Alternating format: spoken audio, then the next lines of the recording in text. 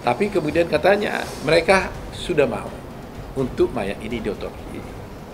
Dan akhirnya dibawa ke rumah sakit untuk diperiksa. Apa yang terjadi? Ternyata tidak diotopsi. Saya nggak melihat orang yang benar-benar sadis bunuh pakai cyanida tuh ya bisa bingung, bisa aduh gimana, aduh nggak enak juga ya sama orang ini kalau kita nggak datang ke tempat kebaktian misalnya gitu ya. Jadi ya berjalan normal sih dari kacamata saya dan yang ngalamin ya. Sejak film dokumenter Ice Cold Murder Coffee and Jessica Wongso yang diproduksi Netflix belum lama ini, sepertinya Jessica tidak pernah sepi dari pemberitaan. Karena film dokumenter itu pula, masyarakat kini terbelah. Dan berikut 7 perkara yang menjadi perdebatan panas dalam kasus pembunuhan Wayan Mirna Salihin dengan terdakwa Jessica Kumala Wongso.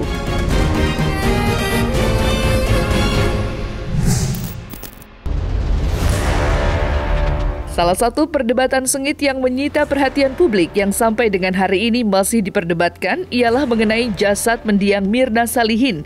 Apakah benar-benar diotopsi atau tidak?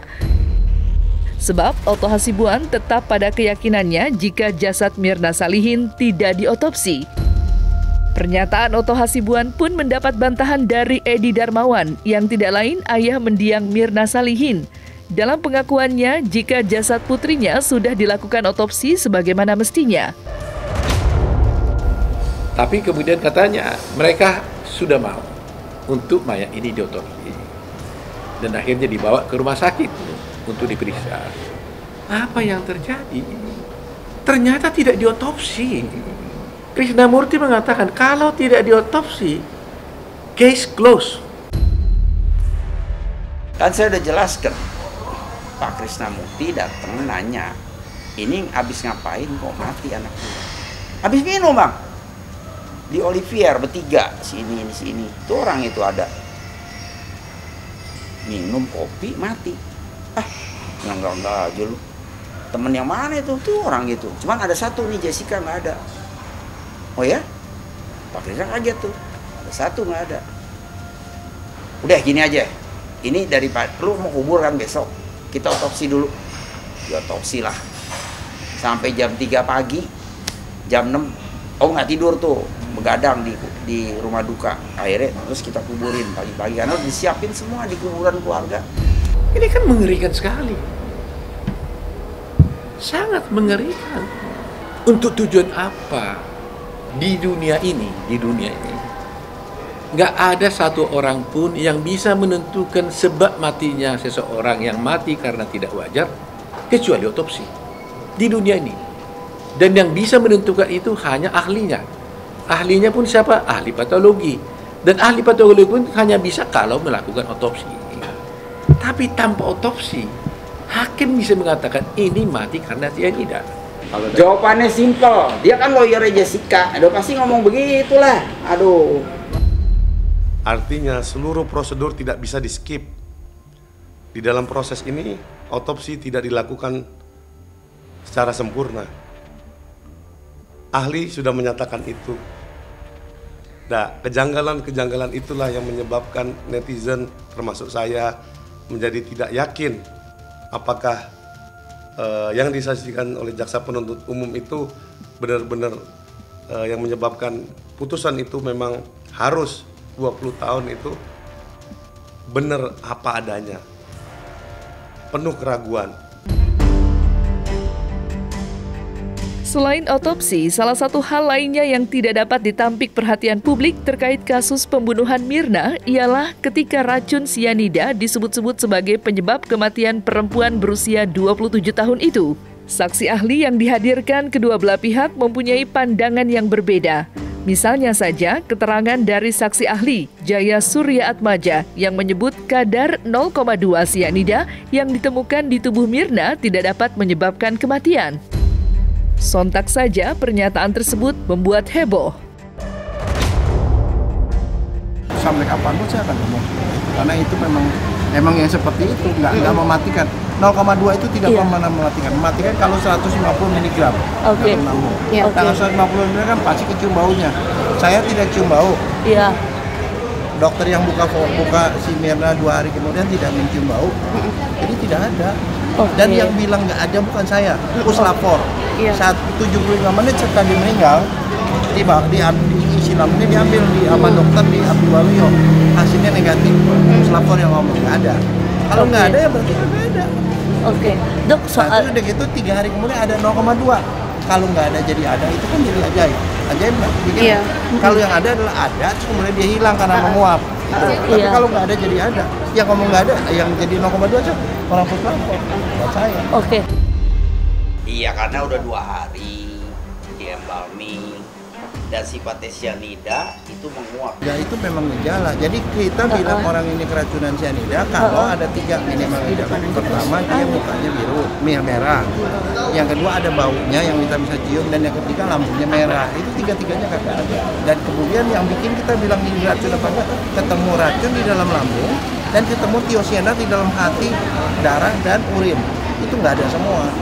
Yang ada cuma 0,2 itu kan bikin mati, 150 baru bikin mati.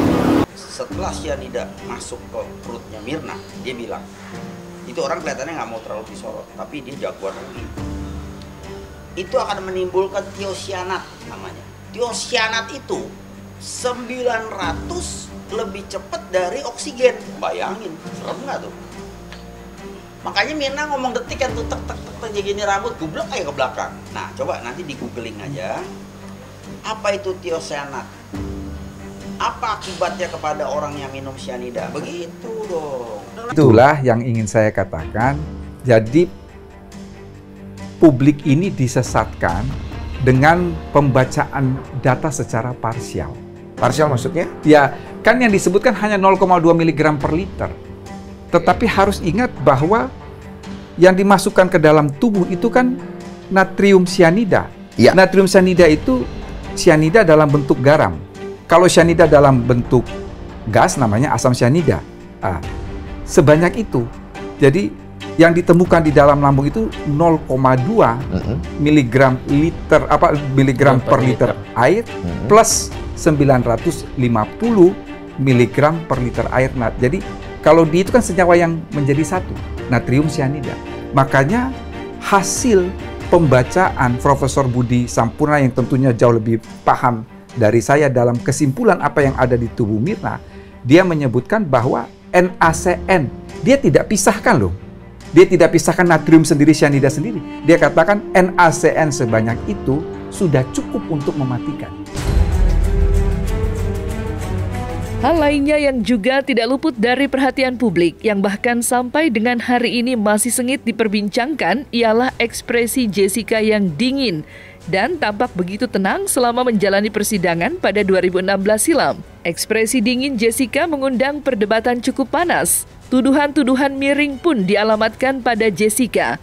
Namun, siapa sangka pernyataan jurnalis senior Christian Grich yang berkesempatan berbincang langsung dengan Jessica mempunyai pandangan yang berbeda. Lantas, seperti apa sosok Jessica yang sesungguhnya?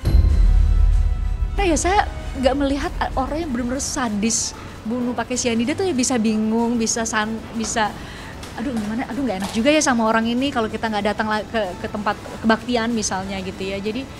Jadi ya berjalan normal sih dari kacamata saya dan yang ngalamin ya. Nah saya berinteraksi langsung sama Jessica itu kan gak hanya di ruang sidang ya. Karena prosesnya lama gitu ya untuk meyakinkan Bang Otong, meyakinkan keluarganya Jessica, meyakinkan Jessica-nya sendiri bahwa boleh ya saya ikut ke dalam rutan gitu ya. Dan saya nggak dalam tugas liputan waktu itu. Yang saya alami dan yang saya lihat langsung, Jessica normal ya pada umumnya sepantaran saya ngobrol, nggak ada tuh yang kayak tegangan terus kayak aneh gitu ya. Setidaknya ya dalam beberapa waktu kami berinteraksi tuh ya biasa aja loh. Jadi ya karena seumuran juga ya, saya bilang kita ya disitulah cara saya untuk meyakinkan Jessica bahwa kita seumuran loh. Jadi saya juga sangat mengerti dan ini hak kamu untuk bicara. Terus misalnya kayak dia mamanya bawa makanan gitu ya, bawa makanan ke rutan waktu itu. Dia paling suka kan salmon sama brokoli ya. Sampai Tante Imelda Wongso itu mamanya harus nyuapin kalau dia makan gitu ya. Sampai Tante Imelda Wongso bilang, lihat nih Fris, nih kalau nih kalau makan memang harus disuapin kayak gini nih. Bagi saya yang seumuran Jas gitu ya, aduh Saya aja tuh udah malu, itu kan umur 28 tahun dong kami waktu itu ya. Karena sama-sama satu seumuran banget nih. Anak cewek umur 28 tahun masih disuapin sama mamanya, itu kan namanya kayak masih manja banget ya, semanja ini loh kata tante. Terus perdebatan sengit mengenai hukuman yang diterima, yakni 20 tahun penjara, juga mengundang perhatian para praktisi hukum. Pengacara kondang Hotman Paris juga ikut bersuara dengan menuding vonis yang dijatuhkan pada Jessica yang menurutnya nir 2 alat bukti patut dipertanyakan. Pernyataan Hotman lantas ditanggapi Wakil Hukum dan HAM, Profesor Edi. Halo Bapak Wakil Menteri Hukum dan HAM. Sudah meluas perdebatan tentang kasus Jessica Kopi Cyanida. Sudah meluas di seluruh rakyat Indonesia, dan bapak-bapak sebagai pemimpin harus segera memberikan perhatian. Segera bentuklah tim untuk mempelajari tindakan hukum apa yang bisa dilakukan oleh pemerintah Indonesia. Sudah waktunya Bapak Presiden dan Bapak Menteri terkait untuk segera bertindak. Kalau bukan sekarang, kapan lagi? Ini kan suara rakyatmu yang sudah jadi perdebatan secara nasional. Kalau saya kan paling tidak orang kedua di kementerian, jadi lebih enak. Putusan pengadilan yang tidak berdasarkan 2 alat bukti, tapi mengirimkan orang ke penjara. Kemudian tuh kan yang selalu dipersoalkan adalah tidak ada saksi mata yang melihat secara langsung Jessica ini menaruh cyanida itu ke dalam ice coffee Vietnam. Oke. Dari sejak awal ini kasus lemah, ya, artinya terlalu dipaksakan. Ya, terlalu dipaksakan. Nah, banyak netizen atau masyarakat yang awam hukum melihat ini sebuah keganjilan. Alat bukti juga tidak luput menjadi pusat perhatian masyarakat luas. Misalnya saja, celana yang digunakan Jessica saat bertemu Mirna menjadi salah satu hal yang ramai diperbincangkan. Pasalnya, celana tersebut kemudian dibuang oleh pembantu rumah tangga atas perintah Jessica setelah Mirna dinyatakan tewas. Alhasil, jaksa penuntut umum menuding Jessica mencoba membuang alat bukti. Namun, dalam persidangan, Jessica menyebut celana jeansnya dibuang karena sobek.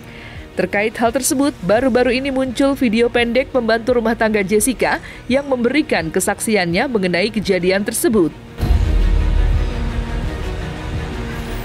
Nanya dulu, bilangnya gimana waktu cerita? Ya waktu itu katanya ini celananya mau diserobekan, ya udah buang aja Sri, katanya gitu. Di tempat sampah. Di tong sampah? Iya, namanya Jessica. Iya. Dia anak saya kan sering cerita, apa namanya, kan suka cerita ke saya gitu. Nyuci, mau jemur katanya sih, terus udah robek gitu. Jadi nanya takut dirobekin sama si Sri, nggak taunya udah robek dari tadinya. Ada aneh-aneh di celananya? Nggak ada. Biasa? Nggak ada sih, katanya cuma robek di belakang gitu. Iya, di pinggir kantong apa-apa lah, kalau robek gitu. Enggak sih, orang dia juga nggak tahu masalahnya. Ini saya luruskan nih, saya nggak ngerti kenapa ada isu ini dan siapa yang membuat isu ini.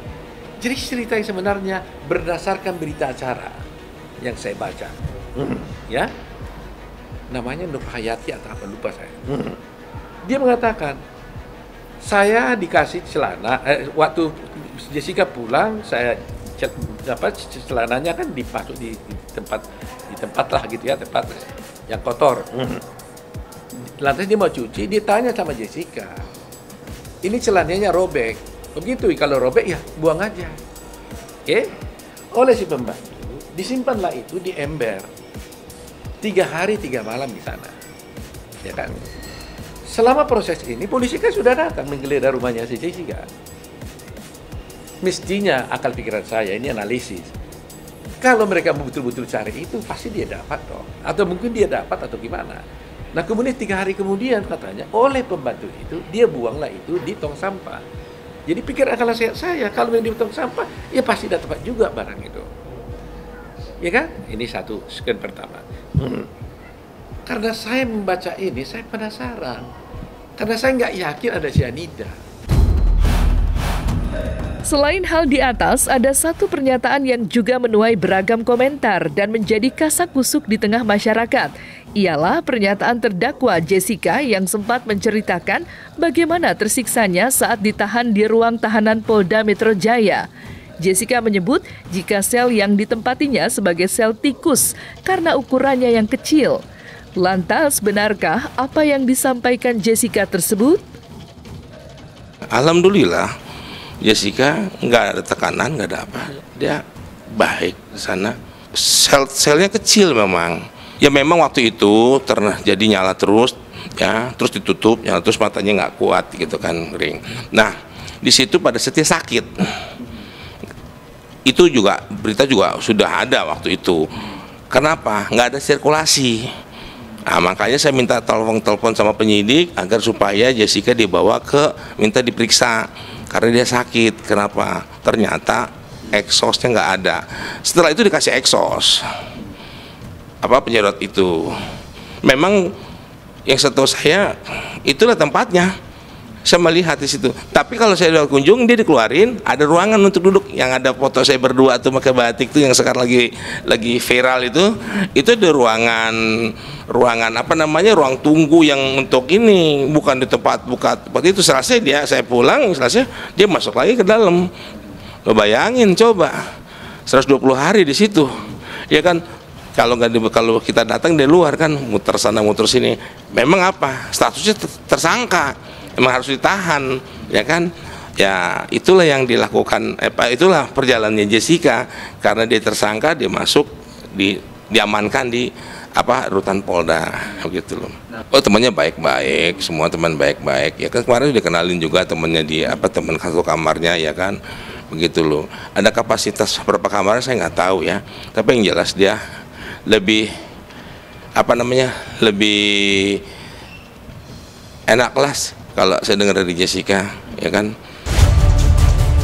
Terakhir yang juga menjadi pusat perhatian belum lama ini ialah banyaknya desakan dari lapisan masyarakat yang menghendaki kuasa hukum Jessica untuk mengupayakan tindakan ekstra hukum, yakni peninjauan kembali ke Mahkamah Agung.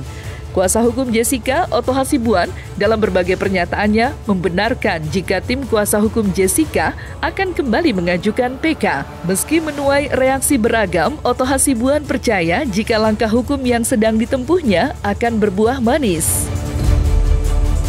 Pasti kita akan mengajukan PK, ya. Tapi saya hanya ingin Krisnamurti membuka kepada publik. Jujurlah, kenapa Anda tidak otopsi? Itu aja saya mau. Persoalannya sekarang adalah karena sudah terlanjur dia dihukum, bagaimana caranya membukanya? Nah, caranya membukanya ini harus menggunakan hukum progresif tentunya. Sama dengan kasus Senkon dan Karta. Dalam kasus Senkon dan Karta, Senkon juga sudah dihukum sekian tahun, ya kan? Sudah inkrah juga. Tapi akhirnya diketahui ternyata bukan dia pembunuhnya.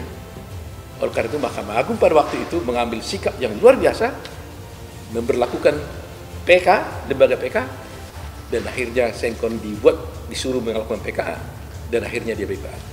Itu Mahkamah Agung top pada waktu itu. Silakan aja PK kalau punya bukti baru. Dan opini publik itu bukan bukti.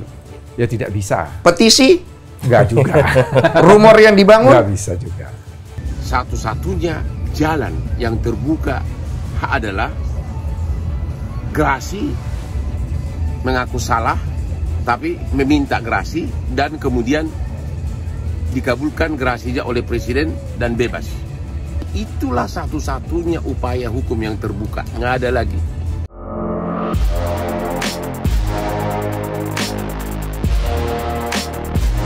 Nah, selesai sudah Cumi Lovers. Saksikan terus Cumi Camp In-Depth, kabar lengkap, mendalam, dan akurat dari narasumber terpercaya.